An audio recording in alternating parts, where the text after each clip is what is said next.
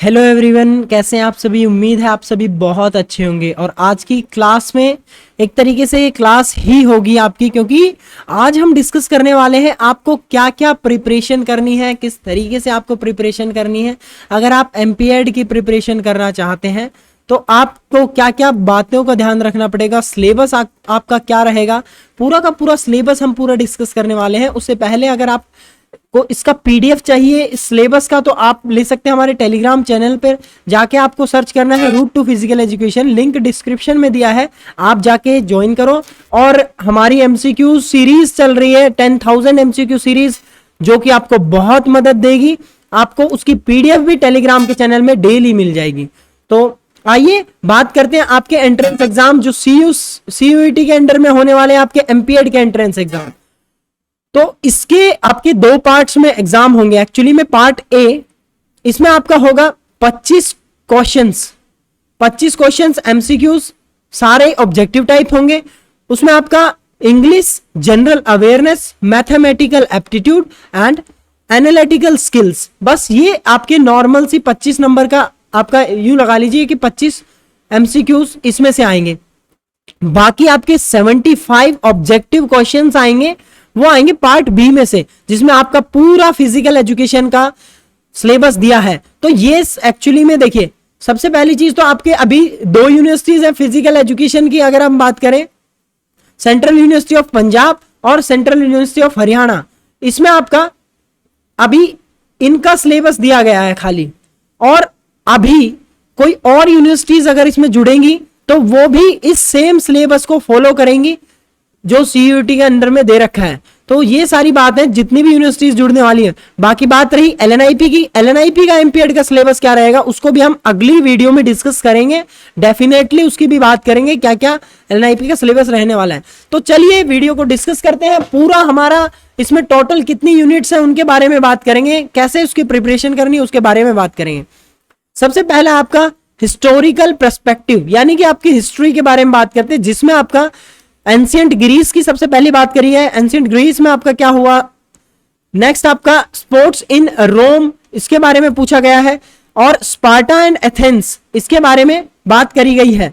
और सबसे मेन चीज है वो है physical education in India during ancient period, इसके बारे में बात करी है। तो ये 4 सब यूनिट्स हैं पहली यूनिट की, तो ये पहली थी। नेक्स्ट आपका है फिलोसॉफिकल पर्सपेक्टिव, तो इसमें आपकी फिलोसॉफीज की बात करी गई। सबसे पहली इसमें फिजिकल एजुकेशन के मीनिंग, डेफिनेशन और एम, ऑब्जेक्टिव, इनकी बात करी गई है कि क्या क्या फिजिकल एजुकेशन की, जो कि बहुत इजी यूनिट है।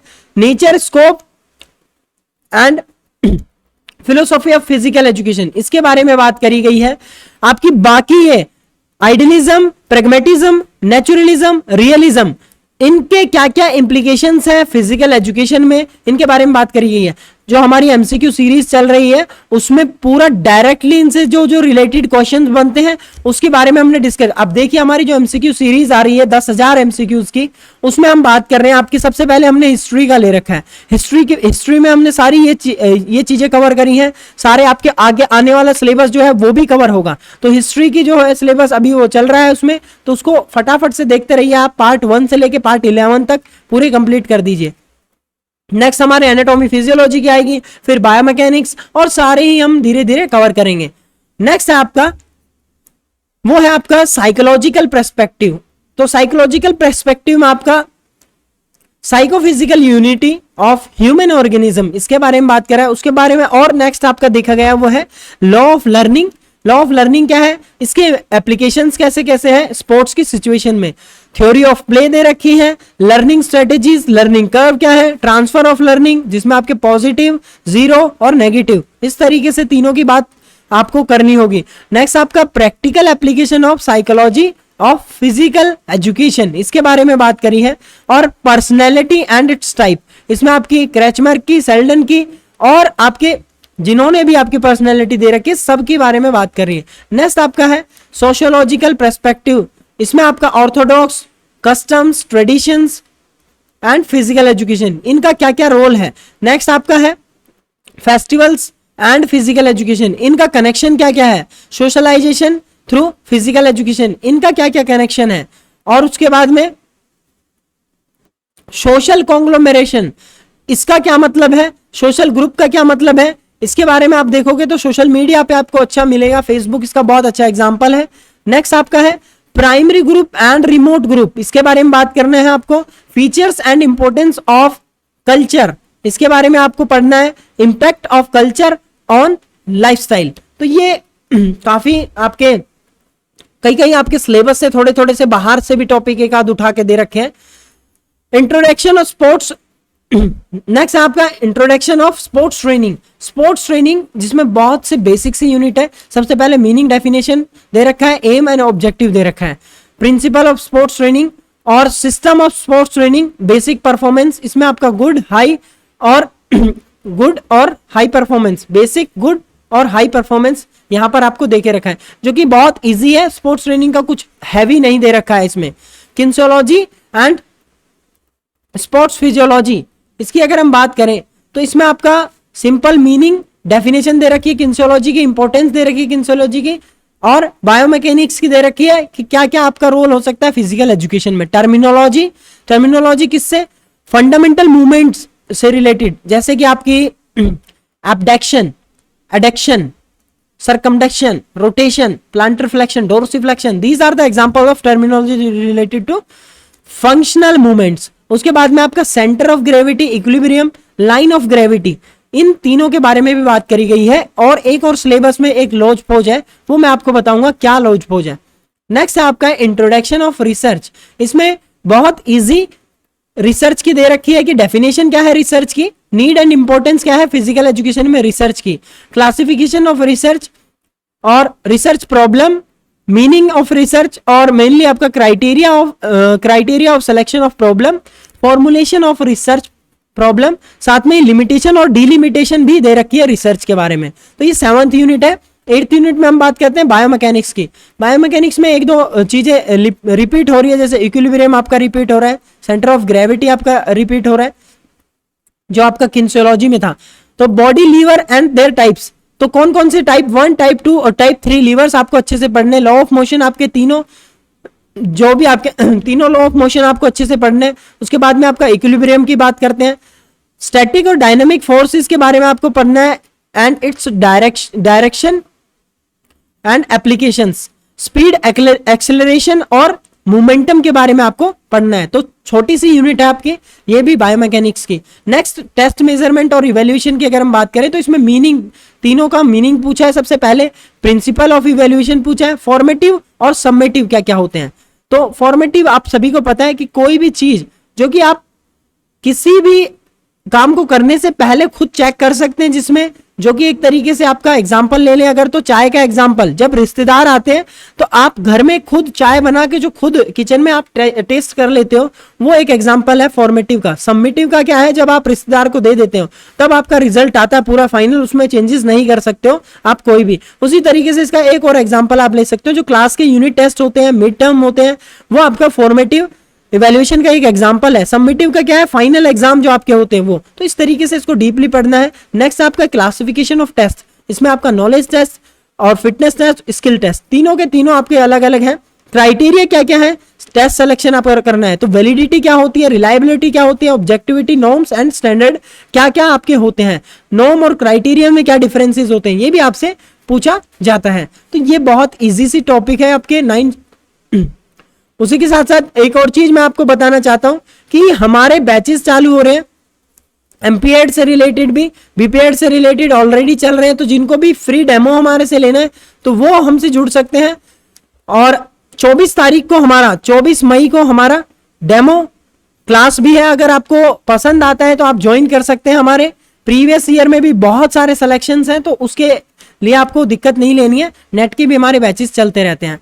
बाकी आपको हाईली क्वालिफाइड टीचर्स के द्वारा पढ़ाया जाएगा, आपको हाईली स्ट्रक्चर दिया जाएगा, मटेरियल जितना भी है अच्छा खासा दिया जाएगा आपको मटेरियल। तुरंत आपको वहीं आपके व्हाट्सएप पे वो सारा पीडीएफ आपको प्रोवाइड कर दी जाएगा। एमसीक्यूज, मेंटरशिप आपको दी जाएगी, रेगुलर आपकी क्लासेस चलेंगी, और आपका जो इंडिविजुअल है यानी कि एक एक मेंटरशिप, उसका एक एक को आपको देखा जाएगा कि किसका कितना ग्रोथ चल रहा है।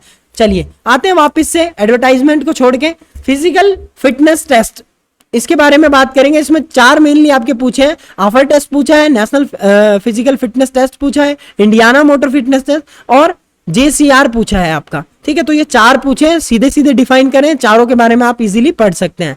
नोट्स इन सब में से बहुत सारी चीजों के नोट्स आपको टेलीग्राम पे मिल जाएंगे, तो आपको टेलीग्राम पे सर्च करना है route to physical education, link description में दिया है, तो ज्वाइन कर सकते हैं।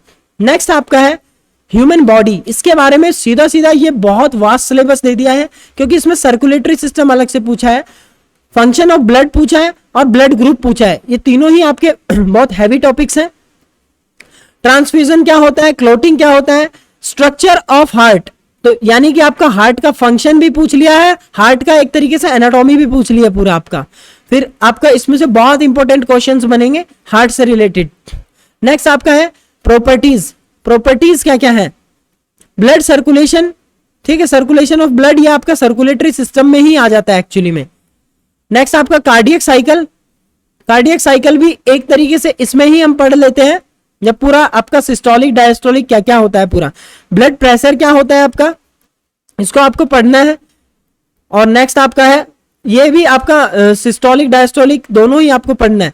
फिर उसके बाद में ब्लड वेसल्स, उसमें आपका आर्टरीज, वेन्स, कैपिलरीज सब आपको देखना है। Digestive system, organs of digestions, तो मतलब डाइजेस्टिव सिस्टम जब आप पढ़ेंगे तो उसमें आप सारा ही कुछ पढ़ लेंगे, और अगर आप कहेंगे तो हम इसकी क्लासेस भी आपको प्रोवाइड कर देंगे। फिर उसके बाद में इंटेस्टाइन वगैरह, ये तो आपके डाइजेस्टिव सिस्टम में सब आ जाता है, और फूड मेटाबॉलिज्म ये इसी में आ जाता है। एक्सक्रेटरी सिस्टम थोड़ा सा अलग है, एक्सक्रेटरी सिस्टम में आपके इन्वॉल्व होते हैं आपकी किडनी, ब्लैडर, ये सारी चीजें। उसके बाद में स्ट्रक्चर और फंक्शन पूछा आपका स्किन, स्किन का भी, ठीक है, स्किन और किडनी का। तो ये चीजें हैं, कुछ कुछ डायरेक्ट क्वेश्चंस आपके बनते रहेंगे, एमसीक्यूज लगाते रहिए। एमसीक्यूज के साथ साथ में आपका नेक्स्ट है मसल्स। मसल्स में आपका ओरिजिन और इंसर्शन पूछा है, एक्शन, एक्शन किस चीज का, ओरिजिन और इंसर्शन। अब इसमें देखिए पेक्टोरलिस मेजर की बात करी है, पेक्टोरलिस माइनर की बात करी है, सार्टोरियस एंटीरियर, ठीक है, तो ये आपकी चेस्ट की मसल हो गई। सॉरी सैरेटस एंटीरियर आपकी, ये आपकी चेस्ट के पास में जो नीचे आपकी रिब वाली मसल है वो हो गई। फिर रेक्टस एब्डोमिनस, ये आपकी एब्डोमिन की मसल हो गई, जो बिल्कुल सेंटर में जो ये एब्स होते हैं एक्चुअली में, ठीक है, जो सेंटर वाली लाइन होती है ये आपकी। फिर आपके ट्रेपेजियम या फिर ट्रेपेजियस बोल लीजिए, ये आपकी डेल्टोइड होगी, ये भी बैक की मसल्स है। और आपका टेरेस मेजर, फिर उसके बाद में ये भी बैक की मसल। नेक्स्ट आपका है बाइसेप्स, और इसमें आप देखिए ट्राइसेप्स और लेटिसिमस डोर्सी एक साथ दे रखी है, एक्चुअली में यहाँ पे कोमा होना चाहिए था, और ये दोनों मसल्स अलग हैं। तो ट्राइसेप्स और लेटिसिमस डोर्सी अलग अलग, ये बैक की मसल है, ये ट्राइसेप्स की, इसमें 3 मसल्स होती हैं, आपको पता होना चाहिए। और ये आपकी थाई की मसल्स, यानी कि आपकी थाई में भी 2 मसल्स होती है मेजरली, अगर हम देखें तो फ्रंट में और बैक में। फ्रंट वाली को क्वाड्रिसेप्स, बैक वाली को आपकी हैमस्ट्रिंग, इस तरीके से बोला जाता है। उसके बाद में आपका ये चारों मसल, इसमें आपका रेक्टस फेमोरियस, वास्टस लैटरलिस, वास्टस मीडियलिस और वास्टस इंटरमीडियस, ये आपकी क्वाड्रिसेप्स की चारों मसल्स हैं, ठीक है, तो वो आपको पढ़नी है।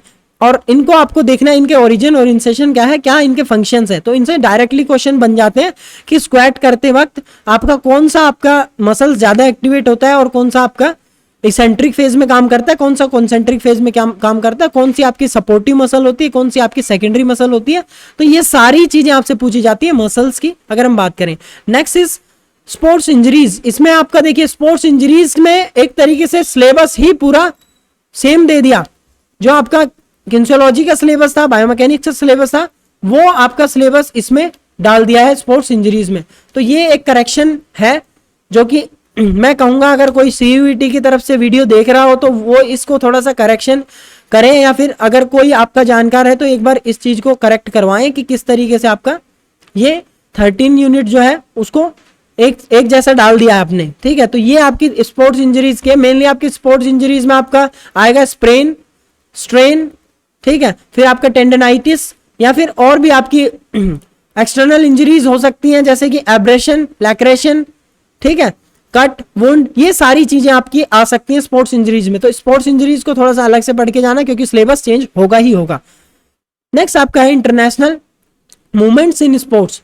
तो ये बहुत अच्छी यूनिट है और सबसे ज्यादा इंपॉर्टेंट क्वेश्चन यहाँ से पूछे जाते हैं। जो हमारी 10,000 एमसीक्यूज की क्वेश्चन सीरीज जो मैंने डाली है, तो उसके फर्स्ट और सेकंड पार्ट में और थर्ड पार्ट में इन एमसीक्यूज का जिक्र है इसमें।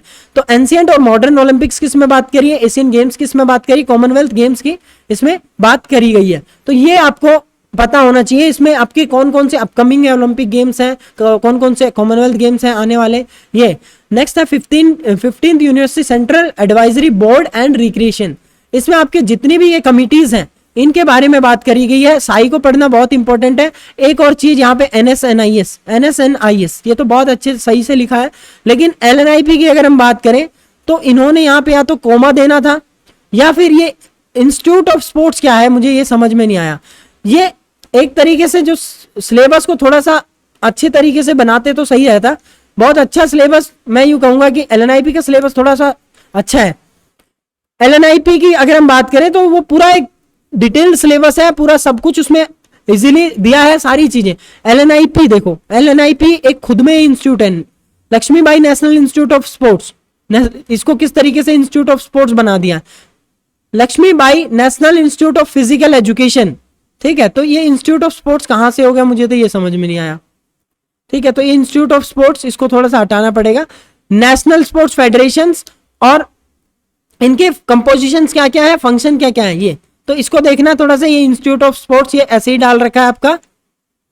ये एलएनआईपी इसके बारे में पढ़ना है। इसका स्टैब्लिशमेंट कब हुआ था, जैसे कि 1957 में इसकी शुरुआत हुई थी। ये क्वेश्चन आपका पूछा जा सकता है। ठीक है, ऐसे ही आपकी साई की शुरुआत कब हुई थी, ये आपसे पूछा जा सकता है। एनआईएस की शुरुआत कब हुई थी, ये आपसे पूछा जा सकता है। तो ये बहुत सारे क्वेश्चंस आपके बनते हैं। ठीक है, तो आपको अगर हमारा बैच ज्वाइन करने हैं तो आप ज्वाइन कर सकते हैं। डेमो क्लासेस के लिए आप संपर्क कर सकते हैं इन 2 कॉन्टैक्ट नंबर से।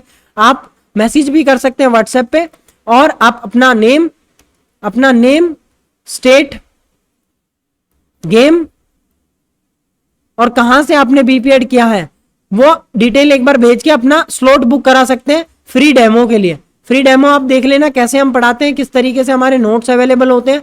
उसके बाद आप ज्वाइन कर सकते हैं जब फुली सेटिस्फाई हो जाएं। ठीक है, तो फीस वगैरह स्ट्रक्चर अगर जानना हो तो भी आप कांटेक्ट कर सकते हैं। Thank you so much for watching this video. और इसकी पीडीएफ अगर चाहिए तो वो भी मिल जाएगी आपको हमारे टेलीग्राम चैनल पे। और मिलते हैं नेक्स्ट वीडियो में। Until we meet, stay fit and stay healthy.